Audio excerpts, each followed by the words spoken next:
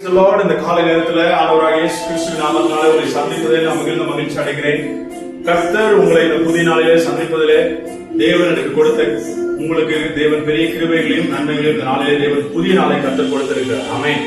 இந்த நாளிலே கர்த்தர் என்னோட என்ன பேச போறாரு, எனக்கு பர்சனலா என்ன செய்ய போறாரு, இந்த வேலையில சரி, என்னோட தனிப்பட்ட வாழ்க்கையில, என்னோட குடும்ப வாழ்க்கையில ஆண்டவர் என்ன செய்ய போறாரு அப்படின்னு சொல்லி நீங்க அவனோடு நீங்க எதிர்பார்த்து கொண்டிருப்பீங்க. ஆனால் இந்த நாளிலே கர்த்தர் உங்களை பார்த்து சொல்லுகிறார்.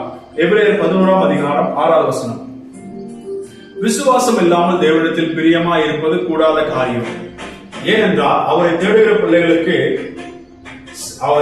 தேவனிடத்தில் சேருகிறவர் அவர் முன்னென்றும் தம்மை தேடுகிற பிள்ளைகளுக்கு அவர் பலன் அளிக்கிறார் என்று விசுவாசிக்க வேண்டும். எனக்கு அன்பான தேவனுடைய பிள்ளைகளே, இந்த வார்த்தை என்ன சொல்லுதுன்னா, எனக்கு அவர் மேல அவர் எனக்கு செய்வாரு, அவர் எனக்கு தந்துருவாரு அப்படிங்கிற ஒரு இதா இருந்தாலும் அவர் மேல விசுவாசம் இருக்கணும். நிச்சயமான அவர்கிட்ட போறேன், அவரை சமூகத்துக்கு நான் போறேன், எனக்கு என்ன கிடைக்கும், எனக்கு பலன் கிடைக்கும், எனக்கு ஒரு ரிசல்ட் கிடைக்கும், எனக்கு ஒரு நான் கேட்ட விண்ணப்பத்திற்கு ஆண்டவர் எனக்கு ஆன்சர் கொடுப்பார் அப்படின்னு சொல்லி நம்ம எதிர்பார்ப்போடு நம்ம போகணும். அதுதான் இந்த வசனம் சொல்லுது.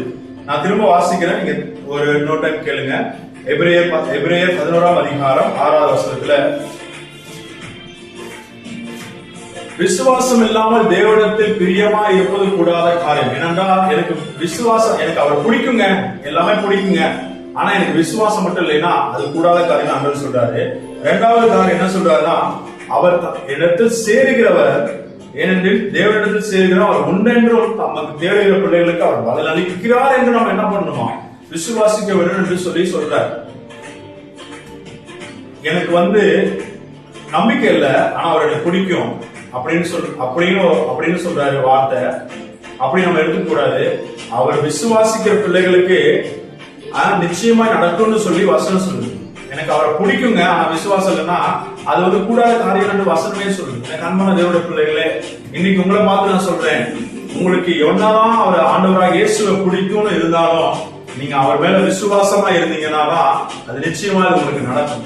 அதே போல நீங்க அவரை தேடி போறீங்கன்னு வச்சுக்கோங்களேன், ஒரு காரியத்துக்காக, ஏசப்பா எனக்கு இந்த காரியத்தில் நீங்க சக்சஸ் வேணும் ஆண்டவரே, நீங்க அவரை நோக்கி விண்ணப்பம் பண்ணும் பொழுது மனசுக்குள்ள என்ன நினைக்கணும்னா, நிச்சயமா எனக்கு கிடைக்கும் அப்படின்னு ஒரு நம்பிக்கையோட போகணும். கட்டாயம் எனக்கு கிடைக்கும் அப்படின்னு சொல்லி நீங்க ஒரு விசுவாச நம்பிக்கையோட நீங்க போனீங்கன்னா மட்டும்தான் அது நமக்கு பலன் கிடைக்கும். ஆமென். அதான் அந்த வார்த்தையை சொல்லுது. எனக்கு அன்பான பிள்ளைகளே, தினந்தோறும் இந்த வார்த்தையின் மீது நீங்க கைகளை வைத்து தினந்தோறும் இந்த விசுவாசத்தின்படி, இந்த வசனம் மட்டும் இல்ல, இந்த 11ஆம் அதிகாரம் ஃபுல்லா நீங்க வாசிச்சு பாத்தீங்கன்னா ஃபுல்லா விசுவாசத்தை பத்தி தான் சொல்லுது.